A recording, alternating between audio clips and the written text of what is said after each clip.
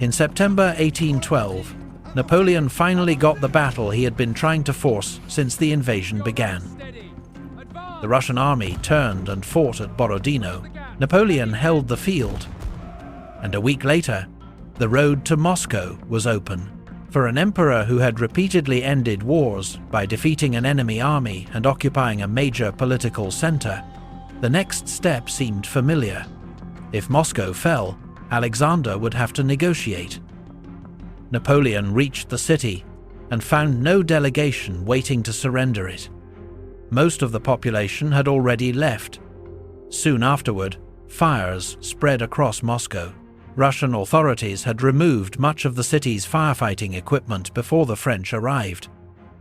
And deliberate burning was reported, although responsibility for the destruction has remained disputed.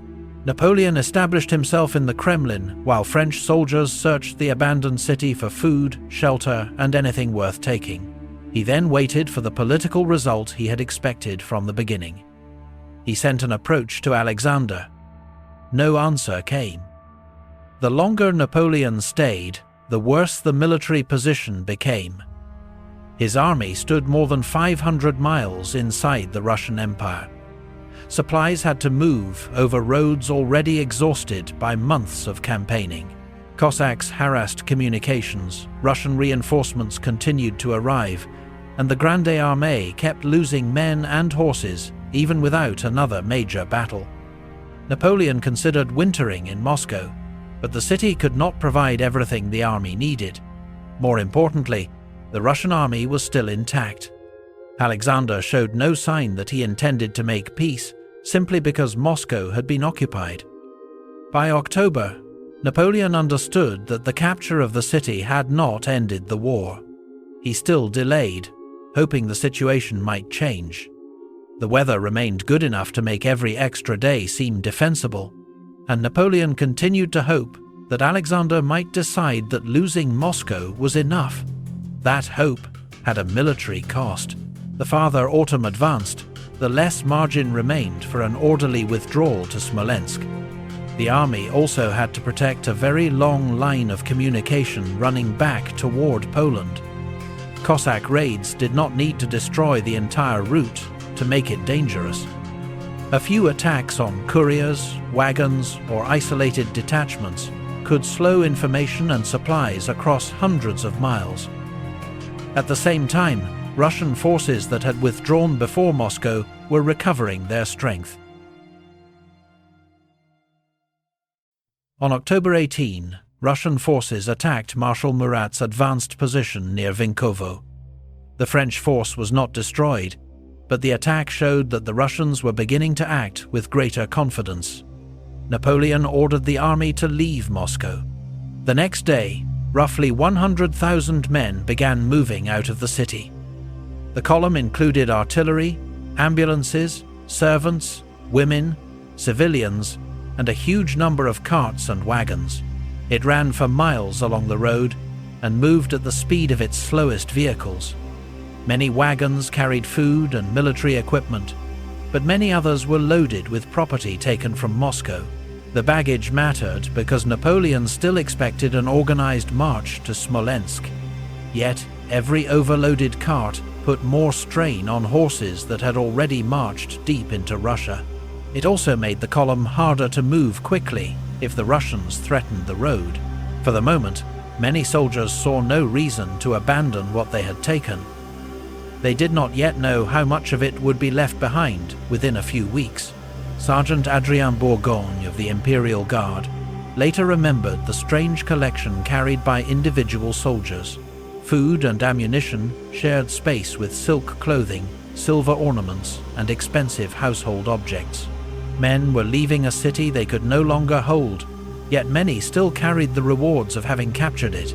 Napoleon was not yet trying to flee all the way back to Poland.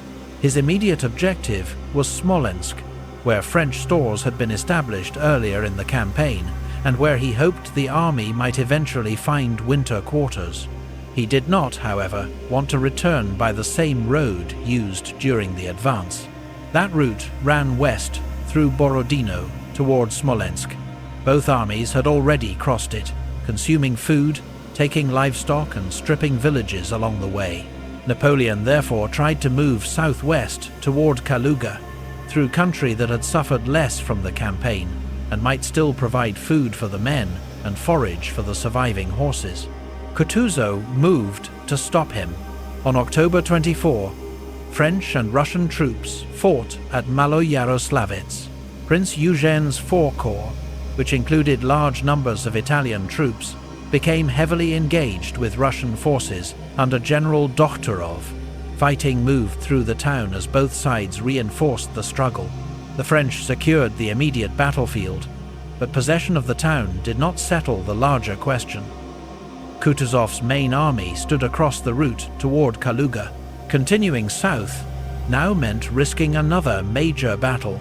Borodino had already shown Napoleon how expensive even a battlefield victory could be. That made Maloyaroslavets less important as a town than as a junction in Napoleon's retreat. If he pressed beyond it, the army would enter country with more food, but might first have to fight Kutuzov again. If he turned away, he could avoid that immediate battle, but would give up the route he had chosen precisely because it offered better supplies. The alternative was to turn back toward the old Smolensk road. It offered no immediate general engagement, but the army would have to march through ground already stripped of supplies. The morning after the battle, Napoleon rode out with a relatively small escort to inspect the area. Platov's Cossacks suddenly appeared nearby. General Jean Rapp and the men around the emperor moved to protect him, while French cavalry hurried forward. The Cossacks were driven off, but the encounter had brought the danger of the retreat directly to Napoleon himself. Months earlier, he had crossed the Niemen at the head of the largest army Europe had seen. Near Maloyaroslavets, he had come close to being captured during a reconnaissance. Soon afterward, Napoleon had his physician, Ivan, prepare poison for him to carry in case he ever fell into enemy hands.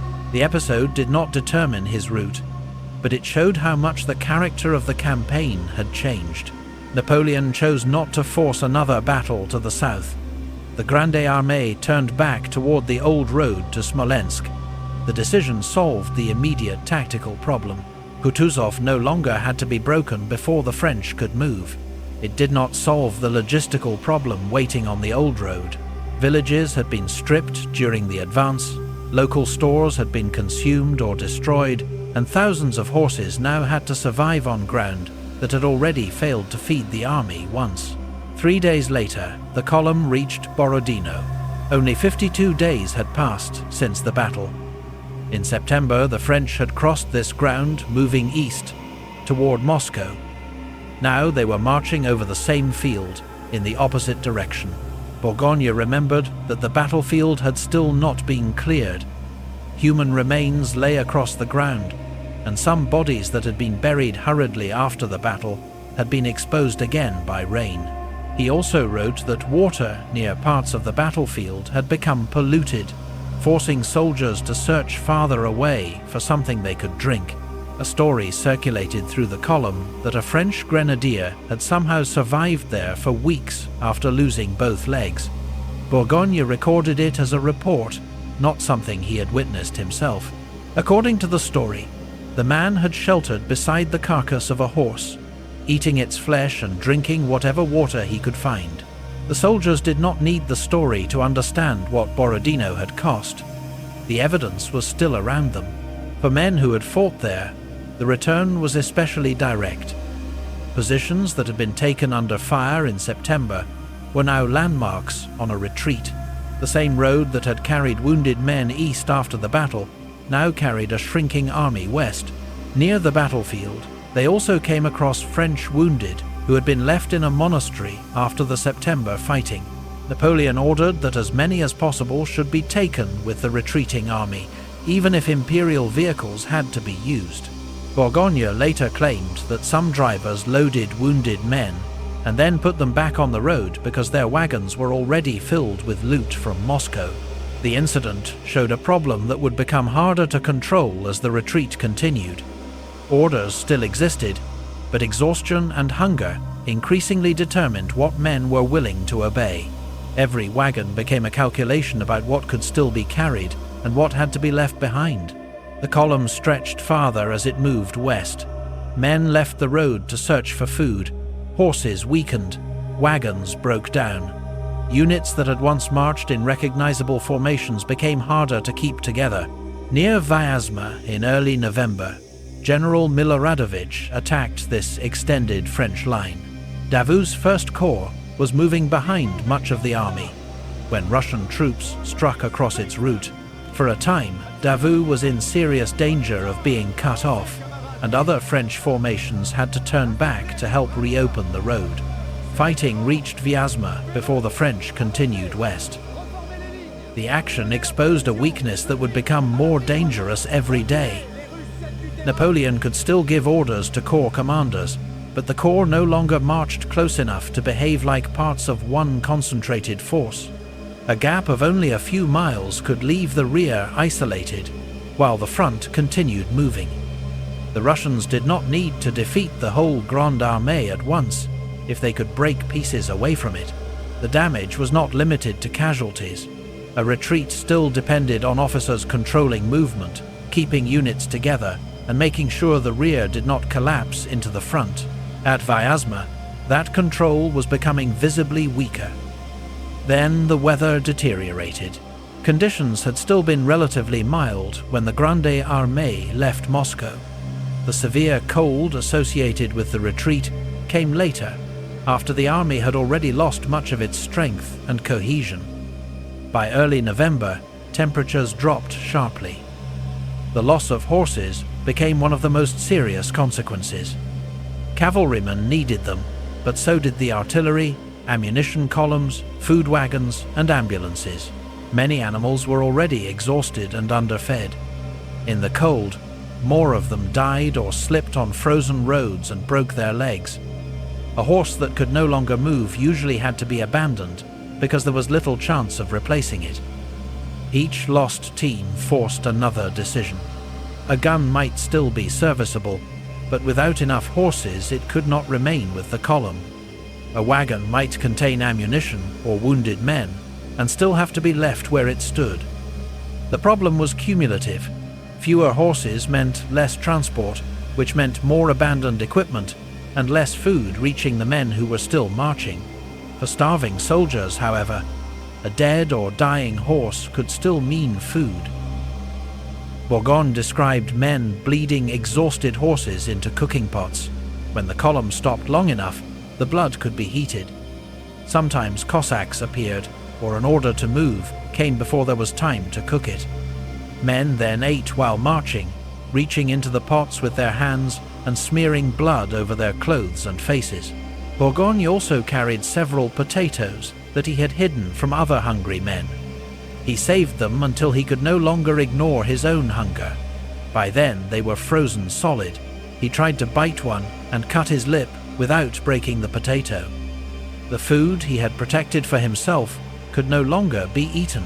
Later, the men around him shared cooked horse blood with him. Cold brought injuries that food could not solve.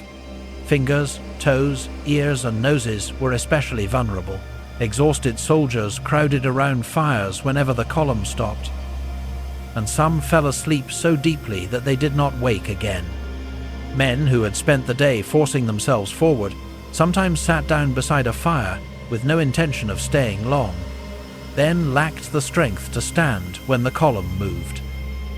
Severe frost damage could destroy tissue, particularly when frozen extremities thawed and then froze again. For the army's surgeons, the consequences appeared later in blackened fingers and feet that could no longer be saved. Men who eventually reached medical care sometimes survived only after amputations. Still, the army kept moving towards Smolensk. For many soldiers, the city had become a practical promise.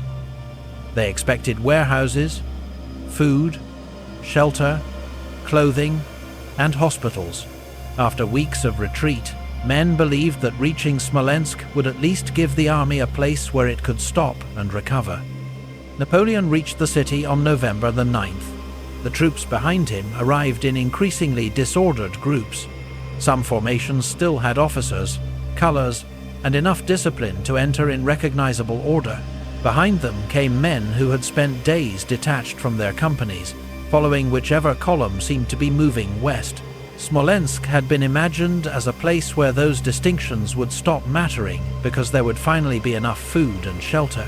Smolensk did contain supplies, but not enough to restore an army in this condition. There was another problem as well. The French supply system had been built to issue rations to organized units. An officer represented a regiment, presented the necessary authorization, and collected supplies for his men. Thousands of the soldiers reaching Smolensk no longer fit that system. Some had lost their officers. Others no longer knew where their regiment was. Many had spent days moving among stragglers from several formations and could no longer be treated as part of a unit that still functioned normally. Ségur described crowds around the magazines, while officials tried to follow military regulations. The stores could issue food, but the men outside often lacked the officers or documents required to receive it in the normal way. The rules made sense for an army whose regiments still existed on paper and on the road in roughly the same form. They worked far less well for exhausted men who had arrived without their officers and sometimes without any clear idea where the rest of their unit had gone. Hunger made the contradiction impossible to sustain.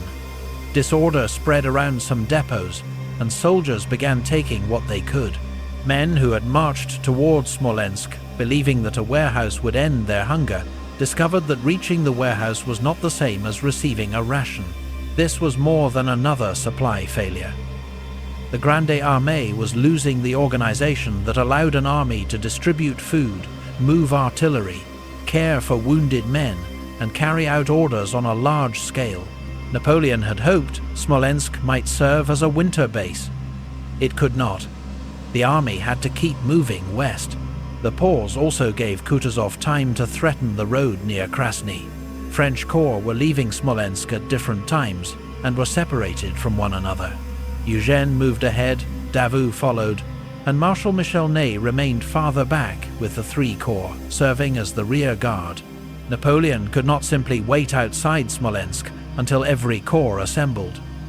The army needed to keep moving towards safer territory, and the men at the rear were already days behind. That spacing turned the retreat into a sequence of separate crises rather than one battle fought by the whole French army.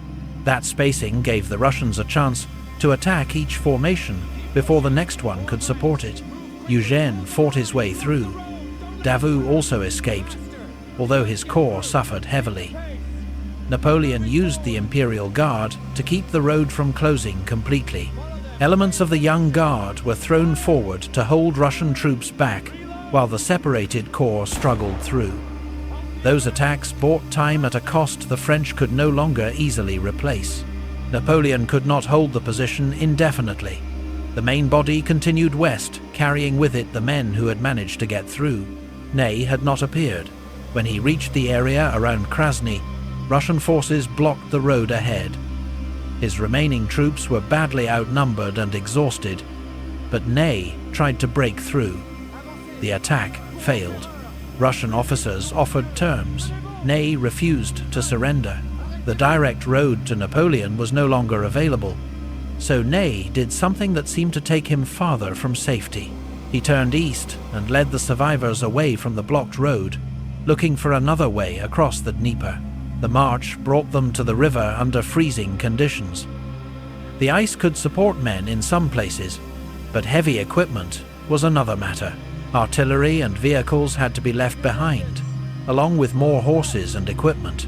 Men crossed in small groups rather than driving the whole column onto the ice at once. The crossing saved the survivors, but it also stripped the 3 corps of much of what still made it a conventional field formation. Once across, Ney still had to find the French army. The route ran through open country where Platov's Cossacks could appear at any time. Men who had survived the roadblock at Krasny and the river crossing now had to keep moving with little food and very little transport. Eventually, advance elements connected with Eugène's troops found them. Napoleon had no reliable news of what had happened. Ney had been separated by Russian forces, and the longer the silence continued, the more likely it seemed that he had been captured or destroyed. Then word reached the French column that Ney was alive.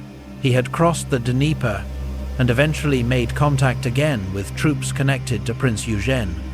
Only a fraction of the force that had reached Krasny remained with him, along with exhausted stragglers. Napoleon reacted with unusual emotion. Accounts differ on the exact sum, but he was reported to have said that he would rather give up hundreds of millions of francs from the French treasury than lose a man like Ney. He called him the bravest of the brave. Ney's return mattered because so much else had already been lost. His corps had abandoned guns, vehicles, horses, and men. Yet he had still brought a surviving body of troops back to the army. It did not change the strategic position. Napoleon was still moving west with a force that had lost enormous numbers of men, horses, guns, and vehicles since leaving Moscow. 3 Russian forces were converging on his line of retreat. Kutuzov remained behind him, Wittgenstein pressed from the north, and Admiral Chichagov's army was moving from the south. Napoleon needed Minsk, where major French stores could have supplied food, clothing, and ammunition. Then the news arrived that Minsk had fallen. Chichagov moved on toward Borisov, where an important crossing over the Berezina lay across Napoleon's route west. The French garrison was driven out, and the bridge was destroyed. The Grande Armée had survived the march from Moscow, but it was still deep inside Russia, and the route ahead had narrowed again. The Berezina was now in front of them. The bridge at Borisov was gone.